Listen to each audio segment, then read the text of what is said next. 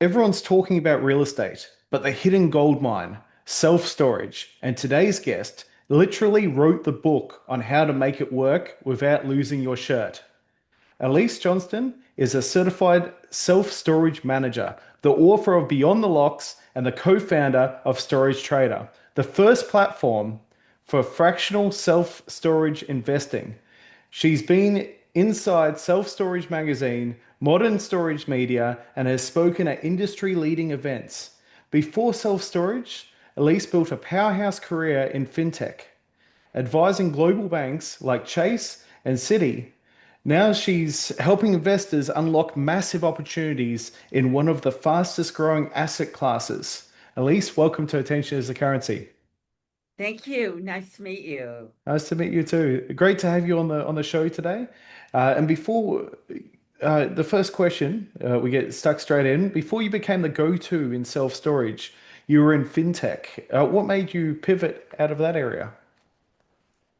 Oh gosh. Um, I pivoted out of fintech. Well, I was making a lot of money consulting with banks. And I had to have someplace to park all that cash, right? So my daughter was selling real estate at the time. And she came to me one afternoon with this business listing that she found in the residential MLS. Said, "Hey, you really need to take a look at this." And it was a self-storage facility in a town close to where we were living. So I took a look at it and I thought, oh, this looks like an easy business I could run. Um, it seemed like something that I could do, in my sleep or hire somebody to do while I was doing bank consulting. So it took us a year to agree on the price, but I ended up buying that, and I was hooked. It was just a fabulous business. It was easy to run and made nice coin. It was a good place to park some capital and watch it grow. So that's how I got hooked in self storage. No, amazing. Well, that was going to be our next question around what got you into the self-storage space from there. Why do you believe self-storage is one of the most underrated wealth building vehicles of today? Because it's not sexy. Yeah. Everybody wants to get all hyped up and talk about Bitcoin and their latest investment in the stock market. And self-storage is just chill. Yeah. It's not volatile. It doesn't go up and down a lot. I mean, it does some. Every asset class does, but it's very recession proof and quiet, and it just doesn't get people all hyped up. Yeah, So it's a really safe place to put some capital. definitely. I talk to people all the time about taking a good part of their portfolio and putting it in an asset class that's quiet, like self-storage, that's almost guaranteed to make you some money, um, and balance out their more high risk investments like the stock market or uh, angel investing, which is another favorite asset class of mine. Um, because it's a great hedge. Yeah, boring businesses always Or seems to be the way. Because right? yeah, you definitely because yeah, I know a lot of other businesses we've just experienced it over the years of things all lock up and people have the ride the waves on everything else. But what are the misconceptions about self-storage you wish more investors understood? Uh, I think there are some investors who uh, go and buy storage facilities thinking they're 100% passive. And I talked about this a lot in my book. It is not 100% passive to own a storage facility. It requires thoughtful management. You do have to get in. It is an actual business, and you've got to run it, and it has customers, and you've got to be very cognizant of what those customers want and need and take good care of them. So you can't just go park a couple mil in a self-storage facility and think you have to do nothing. It's just going to grow because it's not that kind of investment.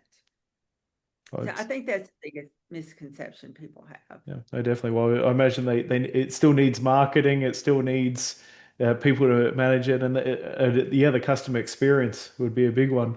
Because I've actually, Absolutely.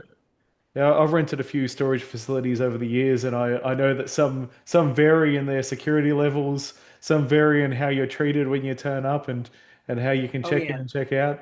But yeah, so, some of them Yeah. were amazing. Some of them were just, gee, I wouldn't want keep bringing my stuff here. But it's Right. with real Yeah. I estate, have yeah, a story in my book about how I was not treated properly by a storage facility that I tried to do business with when I was getting divorced. And they clearly, their staff was clearly not particularly well versed in security issues or customer service. And so that was surprising to me. yeah, I definitely. Yeah, I had a and friend with very, a similar issue, and I went and helped her to clear out the storage unit, and they made a lot of allowances for her, gave her better rates on the bit of the dumping of some of the stuff out of the storage and everything like that. But it was a really good experience in that sense. So it's always a real shame for any business to hear about a because it doesn't. Well, us both being in business, we know that it doesn't always take a lot just to be kind and helpful. it doesn't take much to be kind. And I don't know why most people are not trained to do that in a business environment. It's a mystery to me. I talk about that a lot in my book about how important it is to remember that why people are motivated to come rent a facility or a unit from you. And it is generally some big life transition. They're having a change in their marital status. Somebody died and they're having to clean out a house full of family memories, or they're moving, or there's something big that's happened in their life that drove them to have to store a bunch of stuff with you. And you need to be kind and understand what brought them to you, uh, and not add to their already huge burden. So just Yeah, you have to definitely. understand why customers come to you in the first place. Well, It's then you marketing also, 101, right? yeah. Well, then it also you open up more doors because there's also a lot of business customers that go to the storage now, and they just keep expanding and taking up more space. And Yes, those that's are, true. yeah, no doubt they're the least stress clients. And if you look after them, they'll just keep growing and bringing their friends in. Right? Yeah, I loved our business customers. They were real easy to take care of. And with real estate facing so many shifts, what does self-storage fit in the current market? Where does self-storage fit? And the kind of shifts that I'm thinking about in the self-storage market have to do with climate, partly, um, and how people are moving in today's economic environment. Um, we find that storage facilities in certain parts of the country here in the US are doing better because people are moving into that area. Like the pay rates are higher, and so they have a lot of people moving in, or the housing costs are lower, so they have a lot of people moving in and shifting out of other areas. Uh, so you need to watch what's driving population in your part of the country. But I think the climate thing is really interesting because 30, 40 years ago, everybody built storage facilities that were just drive up units, and they were tin boxes. They didn't have any climate control thought to them. There no humidity control, no air conditioning, no insulation, none of that. They just basically kept the rain out, kept stuff locked up. And that's no longer good enough. Um, you may not know, but those units are a good 30 units warmer than the ambient outside temperature. So if it's 90 degrees outside, imagine how hot it is inside that little storage unit if it's not air conditioned. Um, and so if you think about that, the boxes that you put your whatever you're storing in don't fare well in 120 Yeah. degree temperatures.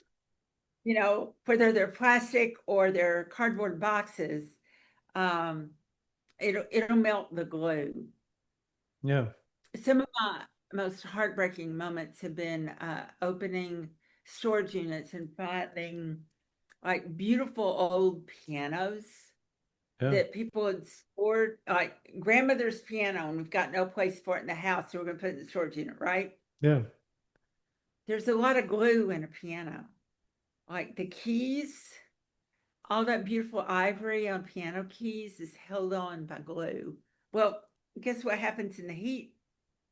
Yeah. It's all. So, you know, so all those stories to get to my point, which is to say, we have got to have more climate controlled storage unit. You really can't dependably put your treasured family heirlooms in a unit that is not fully humidity and temperature controlled. So we need more inventory for those kinds of units here in the US Well, and definitely. probably Well, other we parts of the world too. yeah, we see a lot more of those around here over here in Australia. You see that they build a big shed first, and then they put the Uh-huh. units inside in order to climate control a bit better. And I know that it's sort of we normally see a lot of whirly birds on the roof now. I don't know Yes. if you have those here, but yeah, sort of sucking that humidity out. But it's definitely part of that making that business successful, that you can guarantee the survival of everything in that unit a bit better. At least, of course, you don't make the guarantee, but you Yeah. at least reflect that you've gone to every effort to give the customer a better experience. And Yeah, you've got to give it the best effort.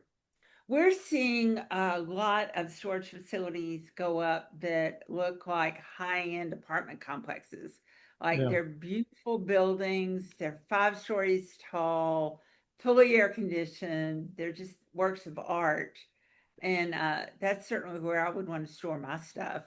definitely. Well, we're seeing a lot more of that over here as well. I feel the market for storage is very much the same as the US, but here people are moving into smaller and smaller houses, but they don't want to get rid of Mhm. all their stuff because they've got a lot of Right. things. Because people are moving a lot more than they used to here because they're trying to escape the rental hikes, and the storage Right. units stay at quite a reasonable price while everything else keeps going up. But you don't because you're going to move once every couple of years or once every year. Some people, unfortunately, Oh, they want somewhere to store their stuff, so they're not doing a big move every time. So when they do find their forever home, they can pull their stuff out and put it in there. yeah, and I don't know how it is in Australia, but here in the US, we have an interesting relationship with our stuff. Yes. Like people don't know how to get rid of stuff and they keep acquiring more stuff. And so as long as that basic human psychology is true, then the self-storage industry is going to continue doing great. Oh, I've got no doubt. I've got stuff stored at a few places now. So and every time I get rid of a little bit more and then accumulate a little bit more. Uh, but we're gonna talk about your book again now. So your book is called Beyond the Locks. Why that title and what's the core message? I I actually crowdsourced my title. Ah, I had AI come up with some suggestions and then farmed it out to a collection of friends and said, "Hey, which of these do you like best?" And that Beyond the Locks was the collective vote because everybody felt like it really keyed in on what I wanted to talk about is that storage is more than just the locks on the slide doors. It's a lot more than just the security that you provide. And really, what I wanted to talk about in that book was not how you acquire storage facilities or how you invest in them. I wanted to talk about the things that are mission critical to do the first 90 days you own a storage facility. A lot of people talking about how you acquire them, how you do due diligence, how you do the funding and the math, and not that funding's not a favorite subject of mine because it is, but there's just there's a lot of thought that goes into what do you do to get the storage facility. But I wanted to talk about now that you have it, now what do you do?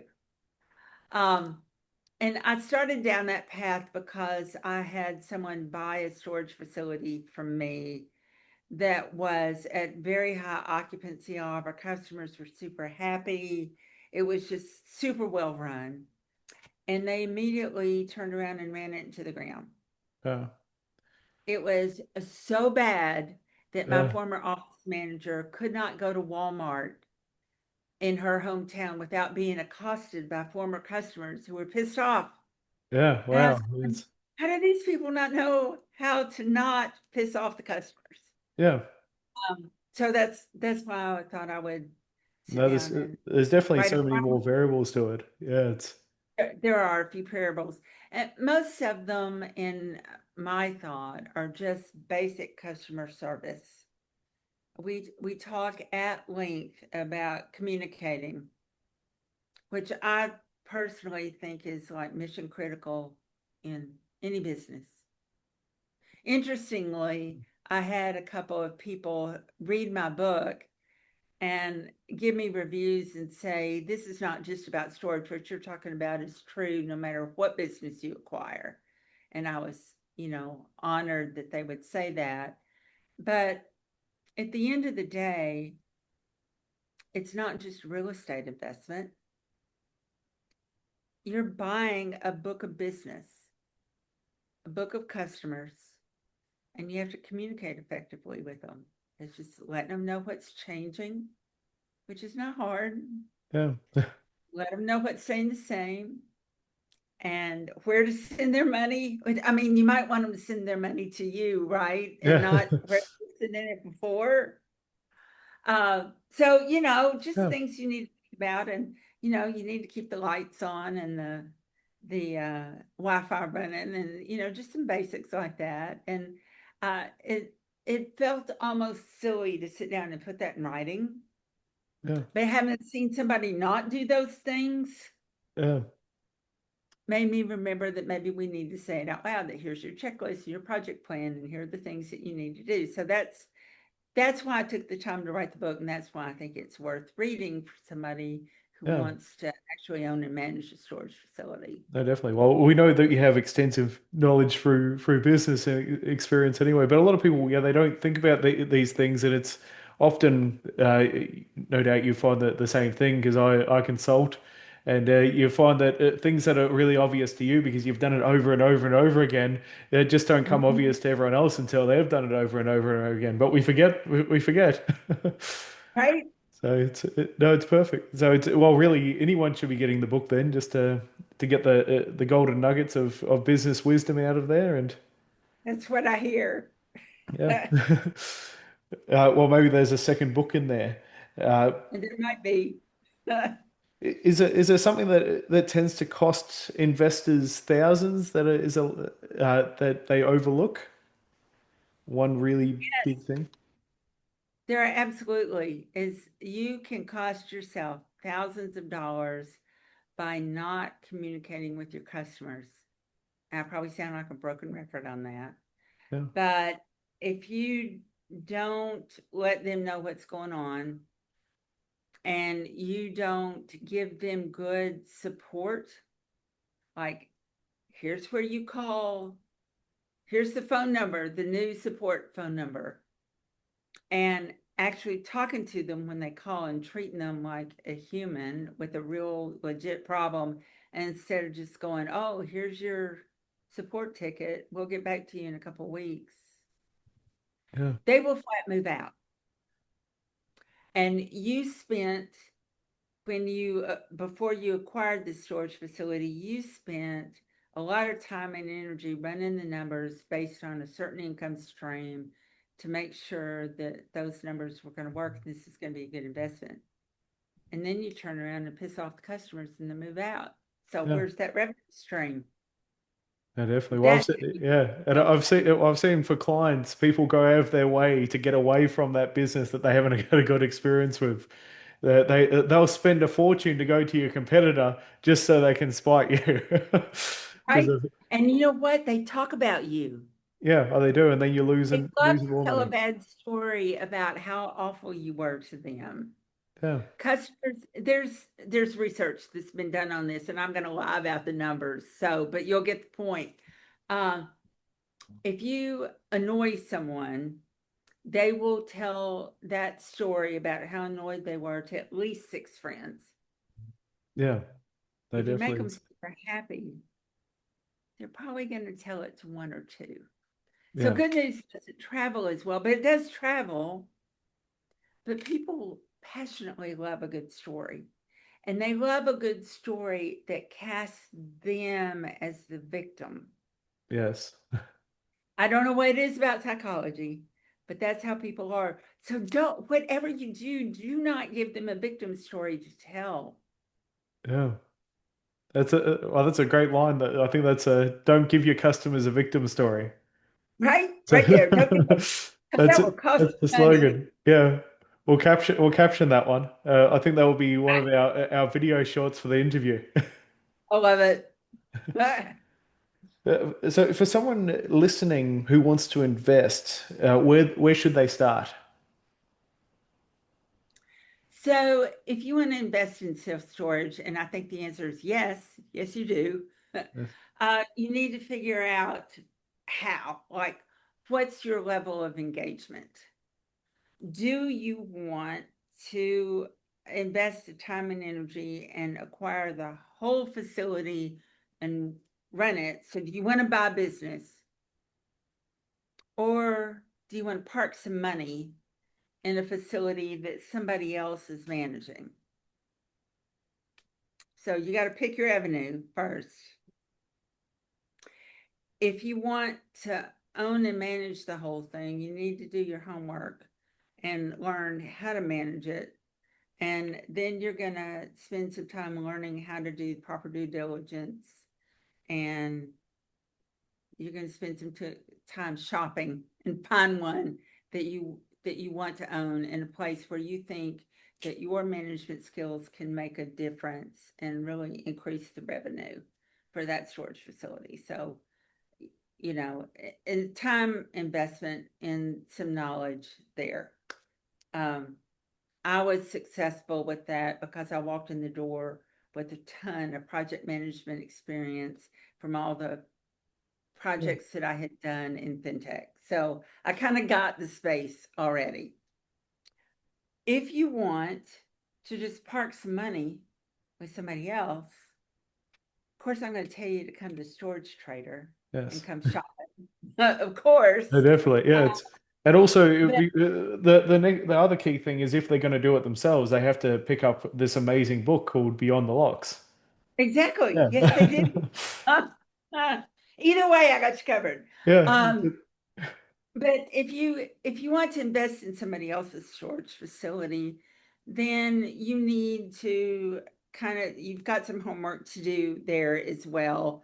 And we have a number of articles in our insights blog section on Storage Trader that are basically an education in how to do due diligence, why it's important, what all the numbers mean, how to read the pro formas and different documents that you're going to need to be familiar with. So come read all the material that we put together on our website and give yourself a little bit of education. Uh, and then we make shopping real easy. So you just pick whoever on our website has got an active project that is accepting investment, and we'll put you in touch with them. Nice. Well, and we'll definitely be putting the links so people can check it out that are listening in. We've already spoken a bit about the trends that are coming up, so I'm going to move on to the next question because I'm sure people because technology is advancing with AI automation, fractional investing. How do you see this all changing the game? Hmm. If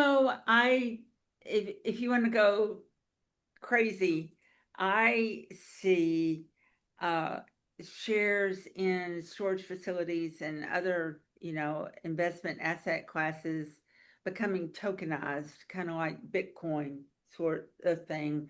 Uh, I'm not conversing on exactly how that happens and certainly not when, but I can see those shares of facilities becoming like Bitcoins that you can trade. Yeah. And I think that'll be real interesting to see how that plays out. Yeah, well, there's so much happening at the moment.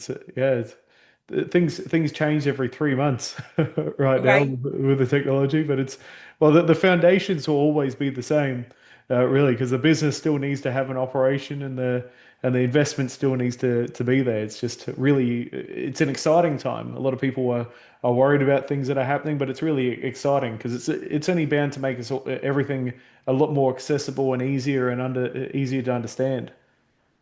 I think where tech is really playing a role in the storage industry is in the security aspect of the business.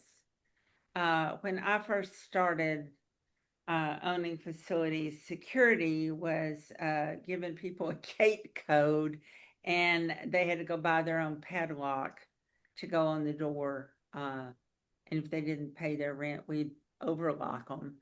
Now you have phone apps that will let you in and out of the gate, and that same phone app will control a Bluetooth lock on your door, so there's no more little padlocks. There's Wi-Fi all over the facilities and cameras everywhere, so it's all being monitored.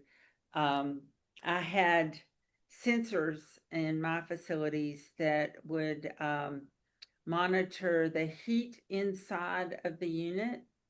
So if it got too hot, depending on how hot it was getting, we either knew there was a fire or there was a human being trying to camp out inside of the unit. It also had motion detectors in there. So, large rats we Yeah. would we would know about because we could see the motion going on. Uh, and I think we'll continue to see more technology investments as the really big companies like Janus and et cetera, invest more in technology. And I'm excited to see that. It makes people's belongings safer, and actually the whole facility is safer. Yeah. I mean, imagine if you've got a fire start in one unit for whatever reason, um, and it, before we had all these sensors, it would burn out that whole entire unit and maybe go throughout the building before anybody knew about it or it came outside of the walls. And now we instantly get an alert on the dashboard that lets us know and, call the fire department so you can stop it quick Yeah. if something like that happens. Well, over here, a lot of the buildings actually have its own internal firefighting things. Uh, yes, Yeah, so it yes, sucks the smoke out of the area that's to stop fueling the fire. So yep. but essentially we can probably see that the entire facility would just be a bit automated in the future. You'll go in, you'll talk to an AI model, maybe a hologram will pop up in front of you, and then it will unlock the magnetic locks for you as you go through to your Yes, storage. So yes. it's And we won't have any office staff. We'll just have the nice AI at the front desk or a yeah. robot. Yeah, it could be a robot. A robot would be interesting. Can I can I help you carry your stuff?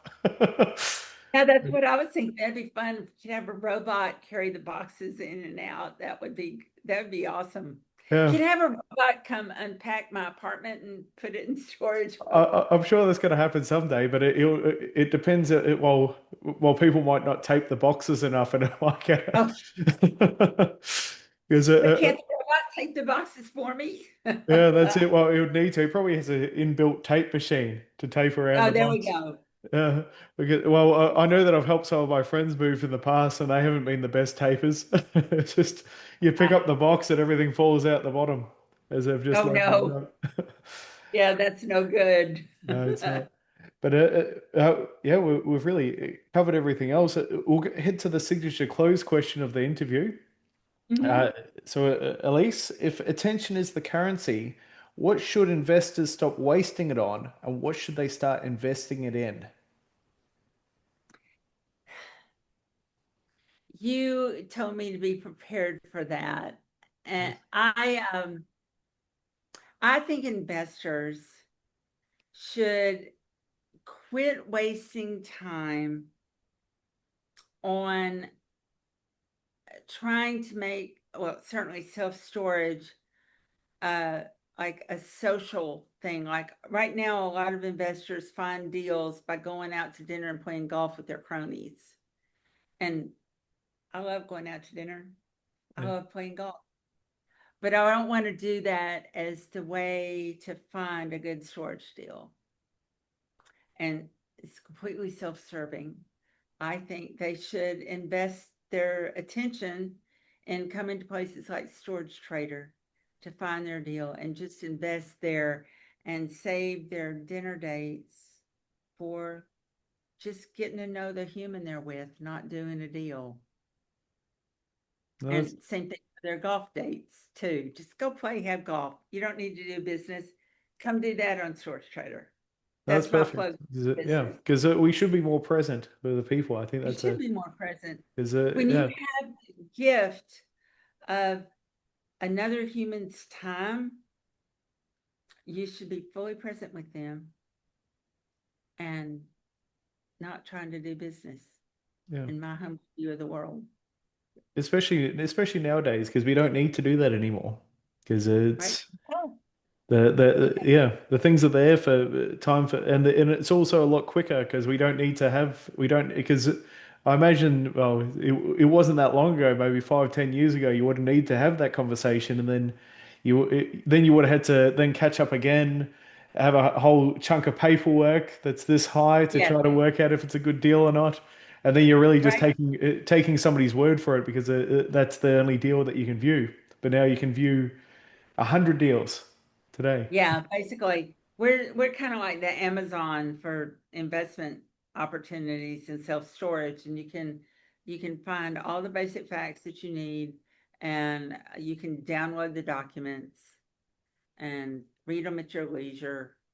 And if you're interested, we'll connect you up with the deal sponsor, and they can give you, the legal documents that we Yeah, can't give you. Um, but why do that over dinner? Why do you have to, yeah, spend time that would otherwise be an opportunity to really do some relationship building with another human? Uh, when, it's the same argument. Why should I have to go to the store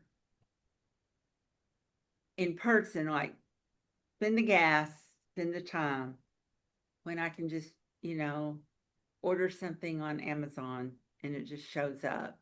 that's it. So the question is, where do you want to spend your time and attention? What do you want to do with it? That's it. That's perfect. And it's, yeah, well, we want to talk about things that light us up more than just business and money, because that can be Right? taken care of. Yes. Alese Johnston just gave us a masterclass in self-storage investing. If you want to learn more, grab her book, Beyond the Locks, on Amazon. Visit beyondthelocks.com or check out Storage Trader for fractional investing opportunities. We'll put all the links in the description so you can make sure that you can connect and find out more. Share this episode with someone who's serious about building wealth because this might be the niche they've been overlooking. Thank you again, Elise, and we'll see you all in the next episode. Yes. Awesome. Thank you.